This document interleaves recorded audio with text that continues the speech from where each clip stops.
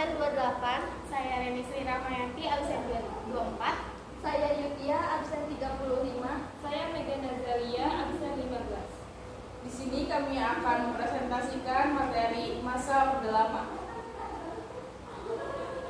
Masa Orde Lama. Masa Orde Lama biasa disebut dengan masa demokrasi terpimpin. Terjadi pada tahun 1959 hingga 1966. Demokrasi terpimpin adalah sebuah sistem demokrasi yang dimana seluruh pemikiran dan keputusan berpusat pada pimpinan negara. Pada masa ini hampir tidak ada pembangunan, terkecuali pembangunan gedung olahraga di Senayan. Ada pula pembangunan bendungan Jatiluhur dan pabrik bajak Krakatau Steel. Itu pun terselesaikan pada masa Orde Baru. Ciri-ciri demokrasi terpimpin. Yang pertama ada kekuasaan di tangan presiden, yaitu sistem demokrasi terpimpin yang menganut asas presidensial. Yang kedua ada sistem partai memudar, yang dimana partai politik ini tidak bertujuan untuk mengisi jabatan pemerintah, melainkan untuk menopang pemerintah kepresidenan. Yang ketiga ada dibentuknya poros Nasdem, yaitu ide Soekarno yang ingin merangkul kaum komunis untuk di bawah naungan negara Indonesia. Selanjutnya ada peran serta ABRI dalam politik, yaitu menganut dui fungsi, yaitu sebagai peran melindungi negara sekaligus dalam kegiatan politik. Selanjutnya ada kebebasan pers dilarang. Pada masa ini, tidak semua orang bebas menyuarakan pendapatnya masing-masing. Lalu yang terakhir ada berlakunya politik mercusuar, yaitu politik yang didominasi ke negara Cina sebagai negara komunis. Selanjutnya saya akan membahas tentang pengeluaran dekret presiden tahun 1959. Isi dari dekret presiden tahun 1959 ialah 1. Pembubaran konstituante. 2. Diberlakukannya kembali Undang-Undang Dasar 1945 dan tidak berlakunya Undang-Undang Dasar sementara tahun 1950. 3. Pembentukan Majelis Permusyawaratan Rakyat Sementara atau MPRS dan Dewan Penasehat Agung atau DPA. Lalu, apa sih dampak dari dikeluarkannya dekret presiden yang dibacakan oleh Presiden Soekarno di Istana Negara pada tanggal 5 Juli 1959 tersebut? Dampaknya bangsa Indonesia terhindar dari konflik yang terus-menerus yang dapat membahayakan persatuan dan kesatuan bangsa dengan dibubarkannya sistem demokrasi liberal dan menerapkan sistem demokrasi terpimpin dengan tujuan untuk mengatasi ketidakstabilan politik dan kegagalan konstituante. Selanjutnya saya akan membahas tentang tujuan dari demokrasi terpimpin ini. Tujuan dari demokrasi terpimpin adalah agar bangsa Indonesia memiliki pedoman yang jelas agar terhindar dari perpecahan-perpecahan politik yang sedang terjadi pada masa itu. Selanjutnya adalah Tritura. Tritura ini berkaitan dengan kejadian G30 SPKI. Tritura adalah tri tuntutan rakyat yang salah satu faktor didirikannya adalah dikarenakan ekonomi di Indonesia pada saat itu sedang sangat melemah. Pada tanggal 25 Oktober 1965 didirikannya Kesatuan Aksi Mahasiswa Indonesia, Kesatuan Aksi Pelajar Indonesia, Kesatuan Aksi Pemuda Pelajar Indonesia, Kesatuan Aksi Guru Indonesia, Kesatuan Aksi Buruh Indonesia, Kesatuan Aksi Sarjana Indonesia, dan Kesatuan Aksi Wanita Indonesia. Dikarenakan tidak ada tindakan apapun dari pemerintah pada masa itu, maka pada tanggal 10 Januari 1966 mereka mendatangi gedung DPR GR. Memangnya apa saja tuntutan dari Tritura tersebut? Yang pertama adalah mereka ingin membubarkan PKI. Yang kedua, mereka ingin menghapuskan kabinet dari unsur G30 SPKI. Dan yang terakhir adalah mereka ingin memperbaiki sistem ekonomi yang ada di Indonesia pada saat itu.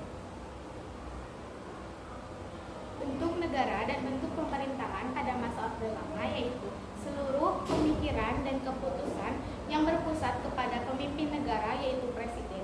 Sedangkan menurut Undang-Undang 1945, bentuk negara dan bentuk pemerintahan pada masa Orde Lama yaitu demokrasi terpimpin mengandung kedaulatan rakyat yang dipimpin oleh hikmat kebijaksanaan dalam permusyawaratan perwakilan serta kedaulatannya ada di tangan rakyat. Bentuk negara pada masa Orde Lama yaitu bentuk negara kesatuan dan bentuk pemerintahan republik.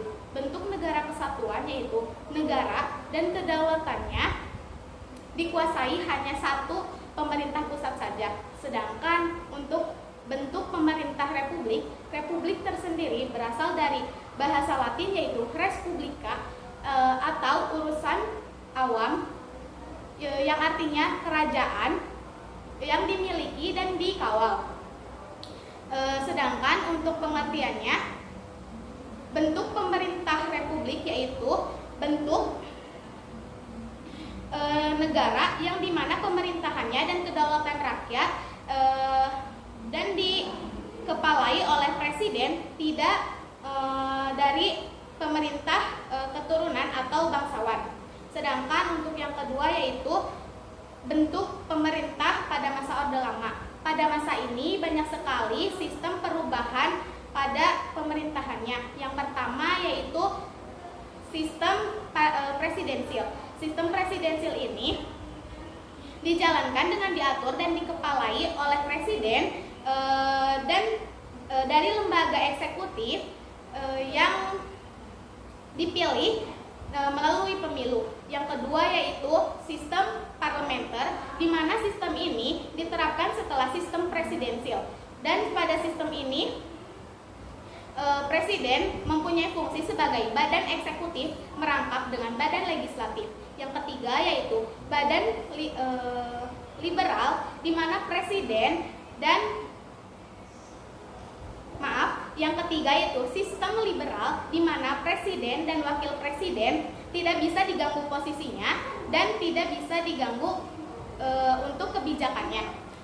Pada masa ini juga menteri bertanggung jawab atas kebijakannya pada pemerintah pusat, dan pada era ini juga presiden membubarkan DPR.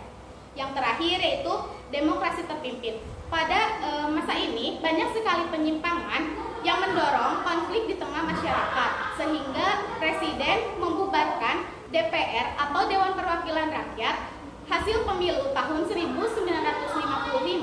dan mengangkat Presiden Soekarno-Hatta sebagai presiden seumur hidup oleh MPRS atau Majelis Permusyawaratan Sementara. Dan pada masa ini juga terjadi tragedi yang mendorong perubahan pemerintahan, sehingga dari masa Orde Lama ke masa Orde Baru yaitu G30S atau Gerakan 30 September. Beberapa penyimpangan yang terjadi. Yang pertama ada kewenangan.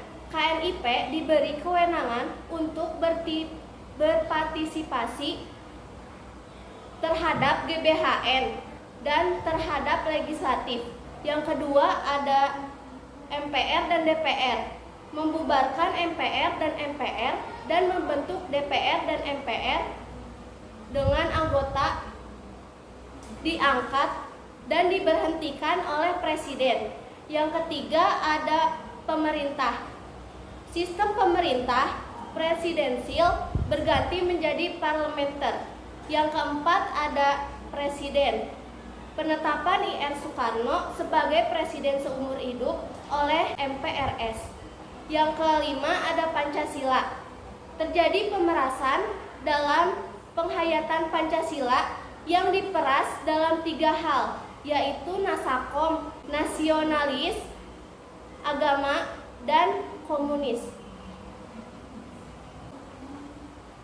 Saya di sini akan menjelaskan tentang bangkitnya Partai Komunis Indonesia hingga peristiwa pemberontakan Partai Komunis Indonesia.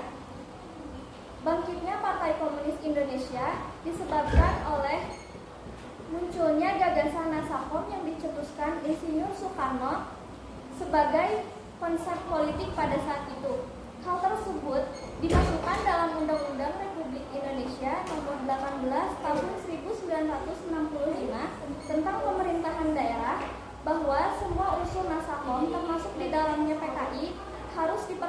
dilakukan dalam pertunjukan unsur pimpinan daerah.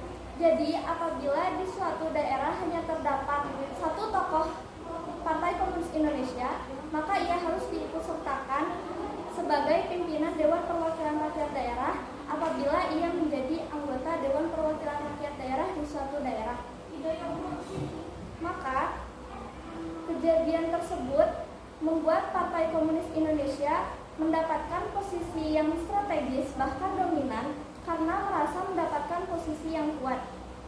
Kemudian, pada periode ini terjadi pemberontakan Partai Komunis Indonesia yang terjadi pada 30 September tahun 1965 yang dipimpin oleh Dipa Nusantara Aidit dengan tujuan pemberontakan yaitu menjadikan negara Indonesia sebagai negara komunis yang berkiblat pada negara Uni Soviet serta mengganti Pancasila menjadi paham komunis. Namun, pemberontakan ini berhasil digagalkan dan menewaskan 7 perwira TNI Angkatan Darat yang diantaranya 1. Letnan Jenderal Ahmad Yani, 2. Mayor Jenderal Raden Suprapto, 3. Mayor Jenderal Mastirto Darmo Haryono, yang keempat Brigadir Jenderal Sutoyo Siswanto, yang kelima Brigadir Jenderal Donald Ishak Panjaitan, yang keenam Mayor Jenderal Siswondo Parman, dan yang ketujuh Letnan 1 Pierre Andreas Tendean. Kemudian setelah pasca peristiwa tersebut dilakukan penangkapan terhadap pihak-pihak yang terlibat dan bertanggung jawab atas tragedi tersebut, dan pelaku dijatuhi hukuman mati. Selanjutnya, atas desakan rakyat, PKI dibubarkan dan Insinyur Soekarno mengeluarkan Surat Perintah 11 Maret atau yang biasa disebut dengan Super Semar yang mengeluarkan mandat kepada Soeharto untuk mengambil alih pemerintahan. Sebagai pimpinan tertinggi Soeharto pada saat itu, ia mengeluarkan perintah larangan kepada PKI dan ormas-ormas di bawahnya, sehingga peristiwa tersebut menandakan berakhirnya masa Orde Lama di Indonesia. Sekian presentasi dari kami, semoga memberikan manfaat yang baik kepada kalian. Barangkali ada pertanyaan boleh ditulis di komentar. Assalamualaikum warahmatullahi wabarakatuh.